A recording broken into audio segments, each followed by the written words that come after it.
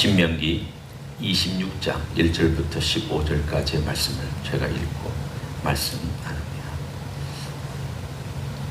내 하나님 여호와께서 네게 기업으로 주어 차지하게 하실 땅에 네가 들어가서 거기에 거주할 때에 네 하나님 여호와께서 네게 주신 땅에서 그 토지의 모든 소산의 만물을 거둔 후에 그것을 가져다가 광주리에 담고 내 하나님 여호와께서 그의 이름을 두시려고 택하신 곳으로 그것을 가지고 가서 그때의 제사장에게 나아가 그에게 이르기를 내가 오늘 당신의 하나님 여호와께 아뢰나이다.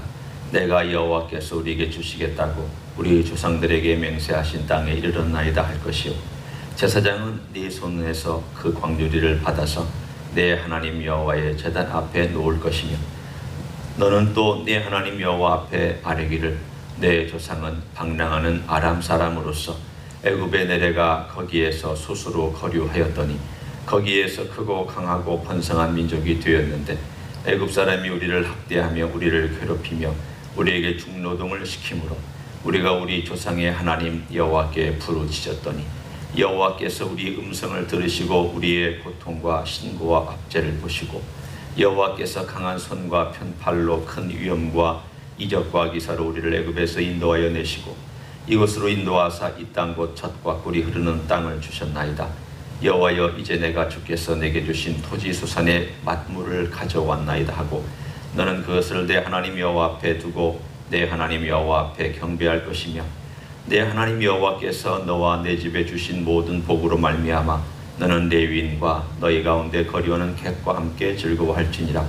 셋째 해 곧 11조를 드리는 해에 내 모든 소산의 11조를 내게를 마친 후에 그것을 레위인과 객과 고아와 과부에게 주어 내 성읍 안에서 먹고 배부르게 하라. 그리할 때에 내 하나님 여호와 앞에 아뢰기를 내가 성물을 내 집에서 내어 레위인과 객과 고아와 과부에게 주기를 주께서 내게 명령하신 명령대로 하였사오니 내가 주의 명령을 범하지도 아니하였고 잊지도 아니하였나이다.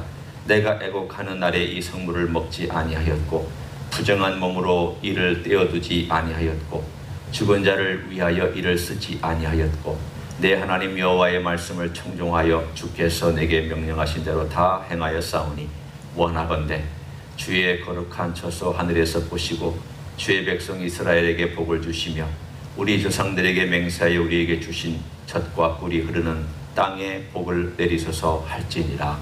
아멘. 신앙은 수치와 어느 정도 연관이 되어 있습니다. 이 수치라고 하는 것은 수치를 안다, 부끄러움을 안다, 그런 뜻이죠. 어떤 면에서 수치를 아는가? 내가 하나님께 찾아올 때 그리고 하나님 아버지 앞에 와서 죄를 용서해 달라고 할 때 죄의 수치를 알기 때문에 우리가 주님 앞에 찾아옵니다. 그러나 동시에 수치를 무릅쓰고 찾아오기도 합니다. 수치는 알지만 수치스러워서 하나님 앞에 못 나오면 용서받지 못하고 해결이 안 됩니다. 그러니까 수치를 알지만 수치를 무릅쓰고 나옵니다. 그러나 동시에 또 반대로 수치를 알기 때문에 우리가 함부로 구하지 말아야 될 것들이 있습니다.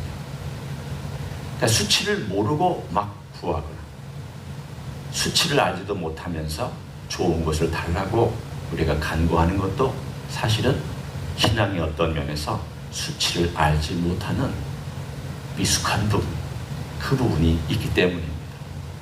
오늘 26장에 보면 하나님 아버지 앞에서 이스라엘의 일반 모든 평민들이, 여기서는 특수 계급을 얘기하는 것이 아닙니다. 그냥 농사 짓는 농부가, 모든 지파의 그냥 평범한 사람들이 수확하게 되면 어떻게 해야 되는가? 특별히 첫 번째 열매가 맺히기 시작하면 어떻게 해야 되는가? 이런 내용들을 고백으로 하나님께 드리는 내용들이 나와 있습니다. 여기에는 두 가지 고백이 있고, 그리고 마지막 15절에 가면 하나님께 대한 기도가 있습니다. 고백이 전체의 약 10분의 9에서 그 이상을 차지하고 10분의 1 미만이, 그것도 아주 적은 부분만 하나님께 복을 달라고 기도하는 내용이 마지막에 등장을 합니다. 우리 신앙에도 굉장히 도전이 되기 때문에 한번 깊이 생각해 볼 필요가 있습니다. 우리는 하나님께 대한 신앙의 고백은 짧고 간구는 깁니다. 우리는 하나님께 대한 그분이 어떤 분이며 어떤 일을 행하셨는지에 대한 이야기는 너무 간단하고 내 얘기가 너무 길고 내 스토리가 너무 깁니다. 물론 그럴 때가 있습니다. 우리가 힘들 때, 어려울 때, 공고할 때 그럴 때 있지만, 그러나 오늘 26장이 우리에게 가르쳐 주신 신앙의 멋진 또 다른 면을 한번 살펴보기를 원합니다. 먼저 첫 번째, 우리 26장에서 눈에 확 띄는 것은 물질의 헌신입니다. 물질의 고백이라고 할 수 있습니다. 고백을 하는데 이 고백이 나오기 전에 물질로 고백되어지는 고백이 오늘 본문에 하나님께서 제일 먼저 요청하시는 내용입니다. 여기 보면은 첫 번째 것 가져와라. 다른 말로 하면 6월절쯤 되면은 보리가 맺히기 시작하니까 그때 가져와야 되고, 또 오순절이 되면은 밀이 맺히기 시작하니까 그때 가져와야 되고, 또 열매가 맺히고 모든 것들이 다 끝날 쯤 되면은 그 열매들을 잘 모아놨다가 장막절 때 가져오게 되고, 이런 모든 절기들이 이 만물들 가져오도록 되어 있습니다. 단지 땅에서 나오는 소산뿐만이 아니라 양이나 소나 모든 것들도 10마리당 1마리 다 하나님 거였습니다. 그러니까 어떤 의미로 보면 하나님은 그 모든 것에 대하여서 하나님의 것에 대한 것을 하나님 분명히 명시해 주셨습니다. 이것 가지고 내게 나와서 너가 내게 복받은 것에 대한 감사와, 쉽게 얘기하면 도장을 받아라.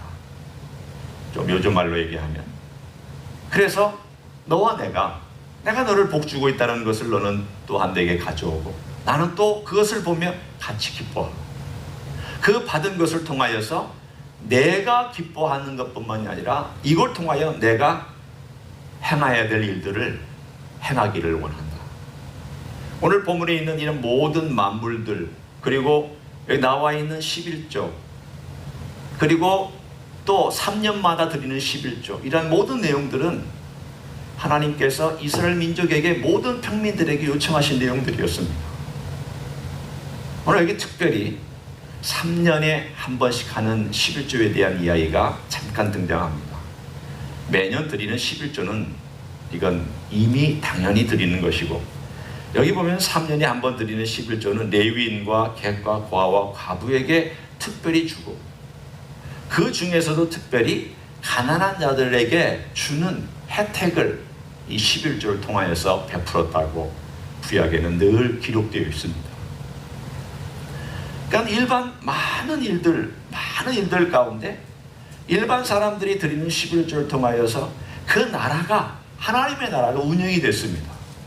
하나님의 나라가 운영이 되려면 제사장 제도가 운영이 되어야 되고, 제사를 드리는 제도가 운영이 되어야 되고, 말씀을 가르치는 레위인들이 운영이 되어야 되고, 그리고 가난한 자들이 억울하지 말아야 되고, 고아들이 슬퍼하지 말아야 되고, 그 다음에 과부들이 손해를 보지 말아야 되고, 그들에게 필요한 모든 것들이 공급되어야만 했습니다. 이런 모든 부분에 관해서 하나님께서는 마치 하나님은 지금의 교회처럼 머리이시고, 그 모든 이스라엘 백성들은 하나님의 몸인데, 그 몸의 모든 부분들이 원활하게 피가 돌고, 그리고 영양분이 공급되고, 그래서 골고루 잘 되어지는 몸처럼 그렇게 움직이기를 원하셨습니다. 그런데 한쪽은 비대해지는데 한쪽은 빈약해지는 하나님의 몸이 어떻겠습니까? 한쪽은 풍성해지는데 한쪽은 너무 비쩍 말라서 약해지면 하나님의 마음이 어떻겠습니까? 하나님 마음이 불편합니다. 힘듭니다. 그리고 하나님 불편하고 힘든 정도가 아니라 그렇게 욕심을 내고 있는 자들에 대한 하나님의 진노가 있습니다. 오늘 이러한 모든 것들이 부정적인 의미로는 그렇지만 긍정적으로는 골고루 하나님께서 먹고 살고 이것들을 드림으로 하나님의 나라가 융성하게 되어지는 이러한 물질로 고백하는 일이 사실은 하나님께서 첫 번째 원하는 내용이었습니다. 그리고 두 번째는 입술의 고백입니다. 오늘 입술의 고백은 여기에 3절부터 3번에 걸쳐서 등장합니다. 한번 보십시오. 3절에 한 번, 그리고 5절부터 9절까지 10절 앞까지 두 번째, 그리고 13절부터 15절 빼고 14절까지 세 번째, 입술로 고백합니다. 그런데 입술로 고백할 때 참 흥미로운 것들이 있습니다. 입술로 고백할 때 보시면 첫 번째는 제가 당신 하나님께 오늘 이 땅에서 우리가 이르렀습니다. 당신 하나님이 이렇게 해주셔서 이르렀습니다. 나의 하나님이 아니고 여기서는 당신의 하나님, 곧 제사장의 하나님으로 부른다. 첫 번째 서론이 들어갑니다. 그리고 두 번째, 그 이야기의 본론이 무엇일까요? 오늘 본문에 있는 것처럼 5절에 나와 있는 내용입니다. 본론이 뭐냐면 하나님이 행하신 것에 대한 것을 추억하고 추적하는 내용입니다. 하나님이 어떻게 행하셨습니까? 우리는 참 별 볼 일 없는 방랑자였는데, 아람 사람이었는데 하나님께서 우리를 애굽 땅에 갖다 놓으시고 거기서 큰 민족을 이루어 주셨습니다. 큰 민족이 된 다음 우리가 압제당할 때에 기도했더니 하나님이 들어주셨습니다. 그래서 우리를 구원하셔서 이 젖과 꿀이 흐르는 땅에 인도해 주셨습니다. 그래서 이 일이 너무 기가 막히고 이 일이 너무 감사해서 우리 조상의 하나님, 그런데 그 조상의 하나님이 지금 이 자리에서 나를 축복해 주셔서 제가 이 만물을 가져와서 이 귀한 재물을 가져와서 바칩니다. 그게 본론입니다. 잘 보시면 이 본론의 몸뚱아리 안에 있는 내용의 주된 이야기가 하나님이 이렇게 행하셨나이다, 하나님이 이렇게 축복해 주셨나이다, 과거의 하나님이신데 이 과거의 하나님이 과거의 하나님으로 끝나지 아니하고 오늘 나의 하나님으로서 이렇게 내 삶을 복 주셨나이다 라고 물질을 드리면서 그가 입술로 고백하고 있습니다. 하나님은 역사의 하나님입니다. 하나님은 역사를 통틀어서 모든 면에서 다 연결되어 사건 속에서 일하시는 하나님입니다. 하나님은 형이상학적인 상황 가운데 머무르 계시지 않습니다. 하나님은 머릿속에만 맴드는 하나님이 아닙니다. 하나님은 무슨 상상 속의 하나님이나 우화 속의 하나님이나 또는 그럴 것이다 라고 하는 예측의 하나님이 아닙니다. 하나님은 항상 실제, 현실, 역사, 그리고 내 상황, 그리고 내가 처해 있는 모든 현실 속에서 일하시는 하나님입니다. 이스라엘 하나님, 그리고 이스라엘 사람들이 고백하는 모든 내용들은 하나님께서 이렇게 하셨나이다, 하나님께서 이렇게 하셨나이다, 하나님께서 이렇게 해주셨나이다, 하나님 이렇게 하셨나이다, 이 고백이 분명히 있습니다. 신앙의 고백은 사건 속에서 일하신 하나님을 아는 것입니다. 그게 분명할 때에 하나님과의 교제와 하나님에 대한 분명한 지식이 쌓여 들어갑니다. 만약에 사건 속에서 하나님을 만나지 못하면 우리는 늘 머릿속에 맴도는 하나님만 생각합니다. 아, 성경에 그렇구나로 끝나면 안 되죠. 내 몸이 그렇구나, 내 심장이 그렇구나, 아, 하나님이 이런 분, 예수님이 이런 분이구나, 아, 놀랍다, 과거에 이렇게 역사하셨구나, 그리고 지금도 이렇게 역사하시는구나. 이 모든 일들이 하나님은 히스토리, 역사의 하나님, 그 옛날부터 아담 때부터 지금까지 그 수많은 사건들을 통과하고 수많은 일들을 통과하고, 그리고 내 과거에도 내가 예수님을 알기 이전에 나는 방랑자였고 방황하는 자였고 알지 못하는 자였고 불행한 자였고 불쌍한 자였는데 하나님께서 그런 불쌍한 자를 데려다가 하나님이 이렇게 나를 복 주셨구나, 내가 이런 인생으로 지금 살고 있는 것이 이렇게 놀라운 일이구나. 히스토리를 알아야 하나님을 압니다. 우리가 히스토리를 알지 못하면 하나님 생각하지 않습니다. 그냥 먹고 살기 바쁩니다. 과거로부터 오늘까지 역사하신 하나님을 내 입술로 고백할 때 그 역사 속에서 일하신 하나님이 지금도 일하신다고 하는 것이 내게 다시금 생생하게 다가오기 시작합니다. 이스라엘 사람들은 하나님의 행하신 일을 입술로 고백하게 했습니다. 생각해 보십시오. 똑같은 이야기를 매번 1년에 몇 번씩 반복하고 있잖아요. 마치 우리가 사도신경을 고백하는 것처럼, 주기도문을 고백하는 것처럼. 물론 어떤 사람들은 그냥 입술로만 하겠지만, 그러나 정말 마음을 두고 마음과 입술로 고백하는 사람들에게 이 고백은 자기 신앙 고백입니다. 이 신앙 고백의 중요함은 내가 뭘 했다가 아니라 하나님께서 이렇게 행하셨다가 신앙 고백의 핵심입니다. 그리고 나서 자, 세 번째 신앙 고백의 내용이 이렇게 나옵니다. 뭐라고 고백하는가 하면 13절과 14절에 하나님, 제가 이렇게 가져왔습니다. 이건 자랑이 아닙니다. 하나님 아버지 앞에 도장을 받는 겁니다. 일종의 그래, 잘했다. 마치 어린아이들에게 잘했어요 라고 선생님이 도장 찍어주고 써주는 것처럼 잘했다. 하나님, 제가 이렇게 하나님 말씀하신 대로 함부로 행하지 아니하고, 그리고 첫 마무리나 혹은 11조를 제가 함부로 대하지 아니하고 이렇게 가져왔습니다. 그리고 그게 이제 하나님에 대한 자기 자신의 모든 것을 바치는 마지막 결론에 이렇게 나와요. 15절. 결국은 신앙 고백이 있고 나고 내 입술에 고백이 있고 난 다음에야 우리는 15절에 이렇게 기도할 수 있습니다. 원하건대. 자, 들어보십시오. 얼마나 겸손한 표현인지. 원하건대. 무슨 뜻입니까?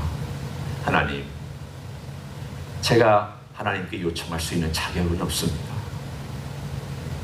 우리는 하나님께 이렇게 해달라 저렇게 해달라, 이것이 꼭 되어야 된다라고 하나님께 말씀드릴 수 없습니다.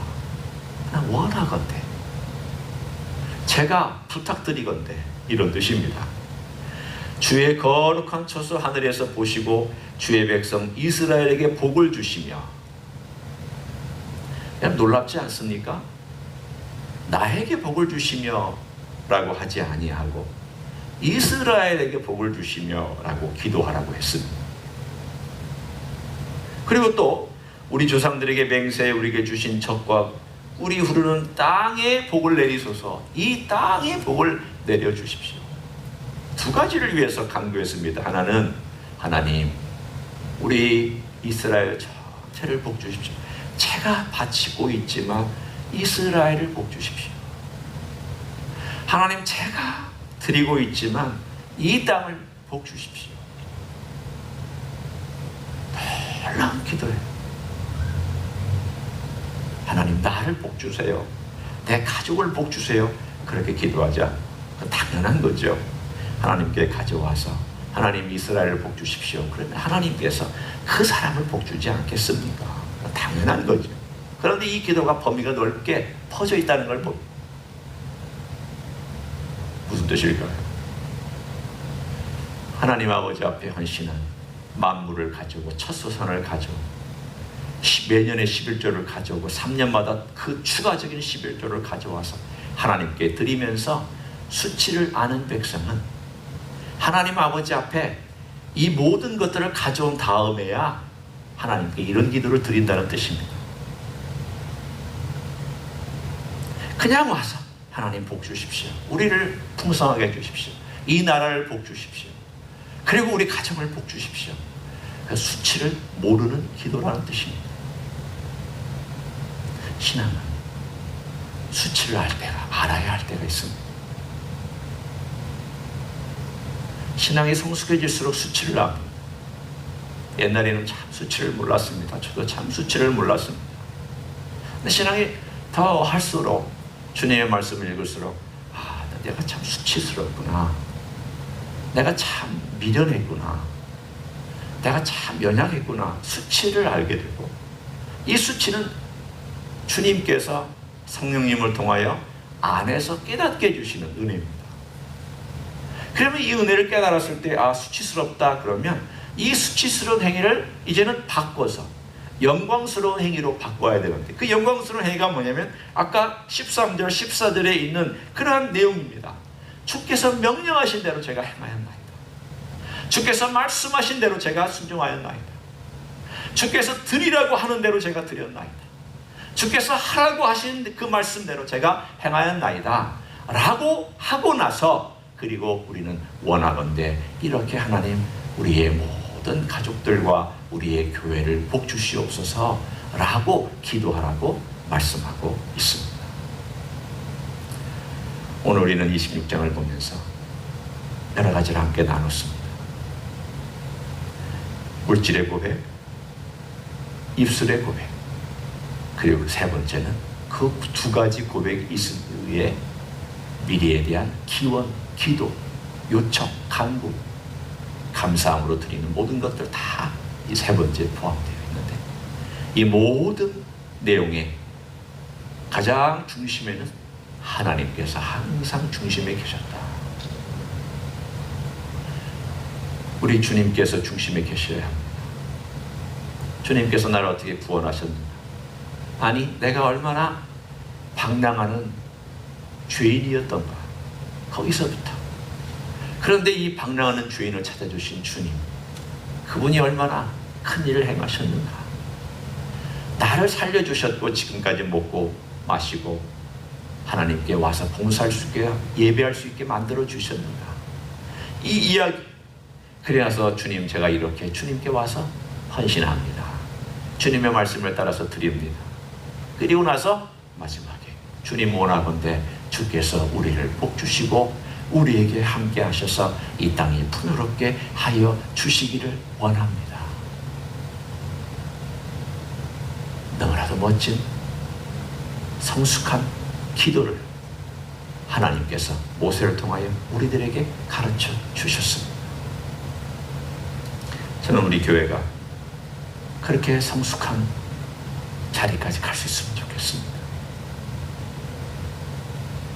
때로는 감사 때문에 하나님께도 나오지만 수치스러워서 주님 앞에 부끄러워하고 그 수치를 받고 와서 주님의 말씀에 순종하는 길로 들어가서 그 믿음의 길, 그 믿음의 삶, 그래서 하루하루의 삶이 우리 주님과 동행하는 삶이 되시기를 예수님의 이름으로 간절히 축원합니다. 기도하겠습니다. 하나님 아버지, 우리는 과거에 참 수치스러운 인생들이었습니다. 그 수치를 알기 때문에 주님이 필요했고 용서가 필요했고 회복이 필요했습니다. 우리가 고백하였더니 주께서 우리를 용서해 주셨으며 우리를 하나님 백성 만들어 주신 것 감사를 드립니다. 주님 안에 있다 보니 그런데 우리 안에 수치들이 계속 발견됩니다. 알지 못했던 이런 수치, 저런 수치가 발견됩니다. 그럴 때마다 주님 앞에 와서 고백하고 주의 얼굴을 구하는 길을 걸어가게 해주신 것도 감사를 드립니다. 그러나 주님, 어떨 땐 우리가 성숙하지 못해서 주님께 헌신도 하지 아니하고 주님께 제대로 드리지도 못하면서 복달라고 기도한 것은 없는지 돌아보기를 원합니다. 주님, 주님 앞에 우리가 명령대로 행한 다음에 원하건대 이렇게 복을 달라고 기도할 수 있는 성숙한 하나님의 사람들이 될 수 있도록 축복하여 주시옵소서. 저희 교회가 성숙한 교회가 되기를 원합니다. 하나님, 헌신된 자들이 성숙하게 주님께 나아가기를 원합니다. 목사가, 장로가, 권사가, 안수집사가, 집사가 우리 하나님 아버지 앞에서 성숙하게 구약의 일반 백성들이 행하였던 것보다 더 나은 삶을, 더 성숙한 삶을 살아갈 수 있도록 주님께서 도전하시고 축복하여 주시옵소서. 이제는 우리 구주 예수 그리스도의 은혜와 하나님 아버지의 극진하신 사랑과 성령 하나님 교통하심의 역사가 오늘도 우리 주 예수 그리스도의 말씀 앞에 서서 하나님이 어떤 일을 행하셨으며 주께서 어떤 일을 행하셨는가를 고백하고 주님께 나올 때마다 주께서 명령하신 귀한 것들 가지고 나와 드리면서 헌신하고 온전히 주님께 간구할 줄 아는 삶을 살아가기로 다시 한번 작정합니다. 가정에서 예배드리는 종들 위에와 이 자리에 참여한 종들 위에와 주임지 이스교회 위에 이민교회들과 한국교회들과 선교사님들 위에 이제로부터 영원히 함께 하실지어다. 아멘.